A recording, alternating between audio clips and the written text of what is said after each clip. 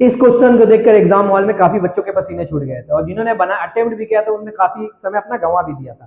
चलिए देखते हैं इस क्वेश्चन को हम कैसे कम समय में सॉल्व करते हैं। क्वेश्चन में कहा जा रहा है कि 45 बच्चों का एक ग्रुप है और उनका एवरेज मार्क्स 16.2 है।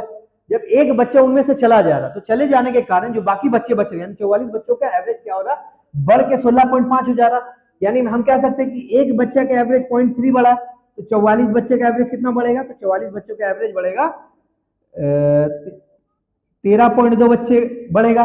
अब ये 13.2 एवरेज क्यों बढ़ा, क्योंकि एक बच्चा जो है छोड़कर चला गया, यानी उस जो बच्चा छोड़कर चला गया उसका एवरेज क्या हुआ, एवरेज से 13.2 कम रहा होगा।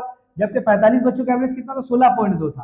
तो यानी जो बच्चा चला गया, लेफ्ट कर गया, उसका एवरेज कितना होगा, तो 13.2 कम कर दो आप, तो उस बच्चे का एवरेज रहा होगा 3। ठीक है, जो बच्चा चला गया उसका एवरेज रहा होगा 3।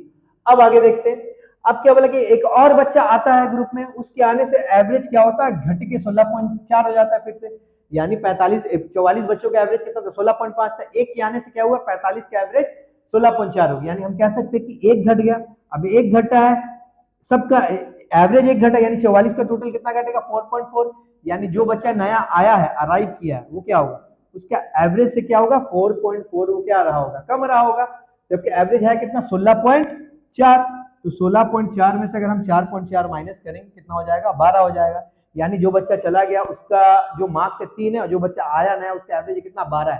तो इन दोनों का हमसे एवरेज पूछ रहा है, दोनों का एवरेज कितना होगा, 3 + 12 का एवरेज अगर आप निकालोगे तो 15/2 कितना होगा, 7.5 हो जाएगा। तो इस तरह हम कम समय में इसका आंसर निकाल सकते हैं। ऐसे और भी एक्साइटिंग वीडियोस के लिए वीडियो को लाइक कीजिए, चैनल को सब्सक्राइब